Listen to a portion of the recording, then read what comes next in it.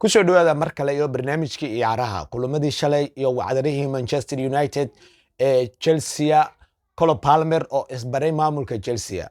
Cole Palmer waxaa la sheegay inuusan ku qanacsaneyn kooxda kubadda cagta ee Chelsea uuna diyaar u yahay inuu ka dhaqaaqa, laakiin shalay muxuu sameeyay?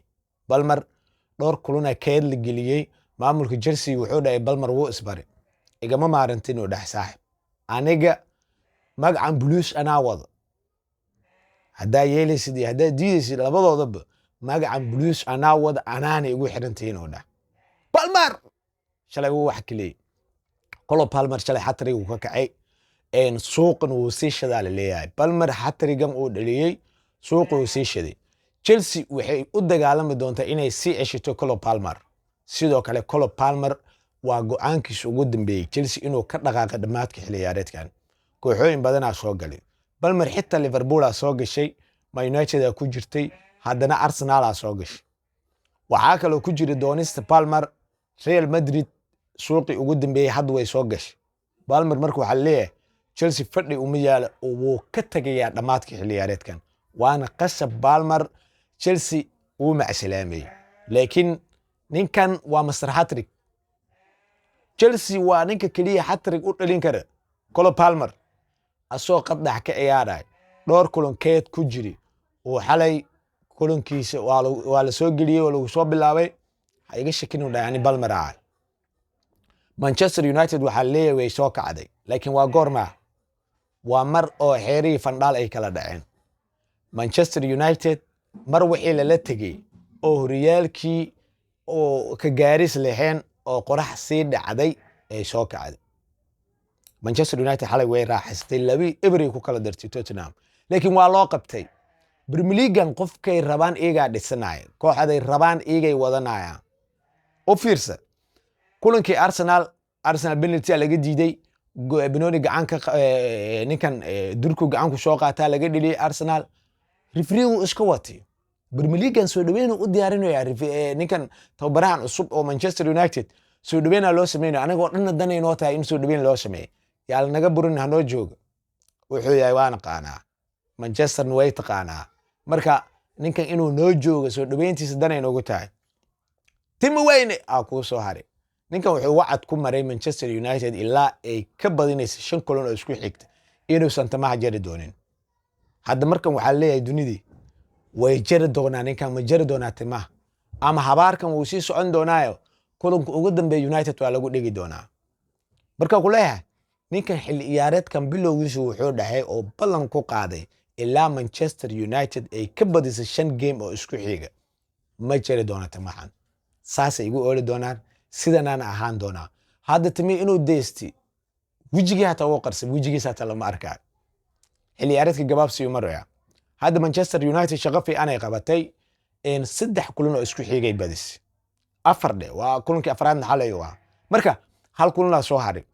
Habaarka ma sii socon doonaa ama timaha uu iska jari doonaa ninkan. Qaybta faallooyinka ama commentiga nooga reeb fikirkaada. Blues waxaa la leeyahay Manchester United oo sanadkan oo dhan eber ahayd. Hadda de Manchester City imaamadeeda ma haysto wax ay qabatay fiiriya. Liverpool oo horyaalka ku tartamaysa. Chelsea oo horyaalka ku tartamaysa. Hadda Chelsea waxaa looga hayaa hal dhibcood miya ay uga hayaan. Liverpool si horyaal looga shakinayo horyaalkan Liverpool ku tartamaysa, Arsenal Liverpool ku tartamaya la dhahay 5 dhibcood nadiif ah saan fadhigan uga haysaa. Manchester United 5 dhibcood nadiif ku haysaa. Haddii maanta Liverpool la garaac 5 dhibcood nadiif banaanka ay u ahaana United oo ay ka sareysa kooxda Liverpool. Aamin United way soo kacday. kooxdii lisdhahay horyaalka ku tartamay liigan Liverpool iyada qaaday kii labaad ay ku ceshinay. Hadda United oo meed ah oo sanadkan dhan ka jiifto oo isku ridaysa saas ay isku qooranaysa United sanadkan oo dhan 5 dhibcood ay maanta ugu haysaa Liverpool ma aaminay.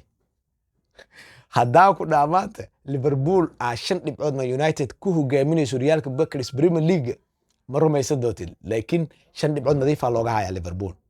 Chelsea oo fafaanayaasha oo sanadkan dhan bood inta ka dhac ninka aragti ku istaag kan jibi waxa sameey iyadii horyaalkii looga jiraa hadda booska waa looga jiraa xitaa iyadoo soo badisi ma gaarin United marka United way ismuujisaa le macalinkan cusub wuxuu dhahay tayadiis oo muujiyay halka Okialos oo dadaalo laakiin ninkan ma gaaro hadda ninkan ma gaaro Okialos ma gaari karo waxaa ku isgareynay ninkan xidigiisa garab taagan inay caawiyaan ay diyaar u yihiin Bruno Fernandes iyo Mbuma iyo Marcos Cunha iyo way istaageen ninkan way u istaageen waxay rabaan inay kooxda ku sii haayaan laakiin ahad kan Okialos Balmer oo keedgili Balmer oo ka shaki hadda Balmer markuu imaaday hat-trick ka ka marka macallimiintu waxay yihiin nin dantiisa yaqaan iyo nin aan dantiisa waxay tahay bakaseen marka ninkan Okialos dantiisa ma yaqaan hadda dantiisa inuu garta Balmer habax ama ha joogo inta joogo inuu ku shaqeysta dana ugu jirta nin u dhaaman balan Cole Palmer nin ugu fiican Chelsea ma jooga marka waxay leeyihiin falanqayaasha caalamka Cole Palmer stay ajoogay leeyihiin waxa ka sii dooran kooxdii Gunners Arsenal sanadkan waxay leedahay ninkii rabaa soo badi nin walba wixii rabaa soo sameeyay aniga maroodiga meeshan waa aniga geedka sa u saaranahay saanaan u saarnaana xalay Chelsea way soo badisay United way soo baxisay indhahay soo taagayno Arsenal gambar loo dhigtay war Arsenal gambar loogu ma kara iska bax magaalkiina aad soo shaaxay soo raaxaysta Arsenal way badisay hadii liidin dhaa waa u maleynaa iska dheh waa lagu dhigay dil dhaa yes dheh markaas dabaaldeg laakiin waa fadhiisanay Arsenal gambar u dhiganay aan leedahay Sunderland Arsenal ka badinaysa ambareejo ku qabanay war ma falantiin idin Arsenal horyaal raba koox horyaal rabta wax joojin kara ma lahan Arteta marka loo qalad galay xalay Yogres uu keed galiyay Jesus iyo Diminu soo galay meeshii Jesus yeertoy ma ahan Gabriel Jesus yeertoy ma ahan Arsenal ninkan ha iska fasaxay u digeedna xaraacis Arsenal markaas world class ay noqday laakiin inta Jesus u digeed Arsenal iska daba wad Arsenal meel ma gaaris xalay Jesus waa la keenay dhaadhaco ma istaagi kara war wax uriyaan ma hor 24 buuqu ku jira waa la idil u jeedid miya waa la itaabtay nin tartan u socda ba maan Arteta wuxuu dhahay iga soo baxniyo xamaaliya meeshii joognin xamaalinaya meeshii joogay soo fadhiisaa la geli abaada was Victor Yogres tartiib dhigta wax looga sheegay waxa la eerida ka fogaan goosh meeshaas ha ka fogaan meeshii ii taagnaa Yogres wuu soo galay 2 gool oo ka kacay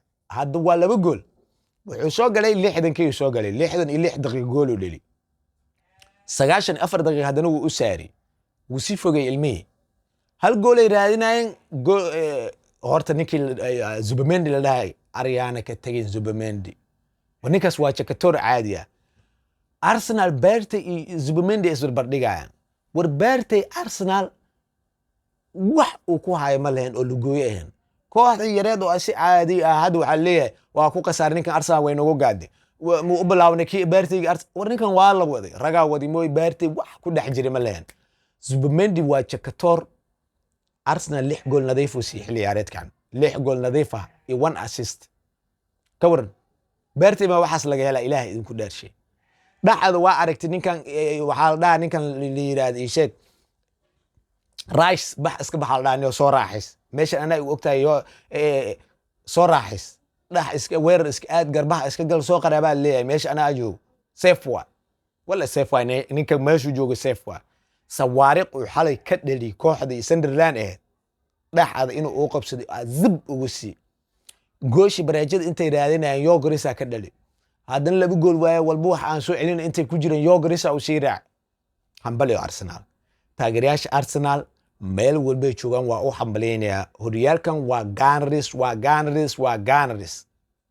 laga hadlayo ma ahan wax tartanka naga raba Gunners family adana waa UEFA Champions League kaliya Champions League diirada asan Premier League waana aragtaa Arsenal markii jambaha dheelays waa world class markii Premier League dheelays waa iska galab waxa yeelay Arsenal Premier League tartan ma kara way qaaday tartanka waxa ka raba Champions League waa diiradda Champions League ay saartay marka maanta waxa gambar u dhiganaynaa Liverpool iyo Manchester City idinka idinta la Manchester way soo badisay Arsenal way soo badisay Chelsea way soo badisay gambarka maanta waa Liverpool iyo Manchester City wax ka imaad muuqaalkan shargaray saaxiibadiin la wadaaga aad baad u mahadsan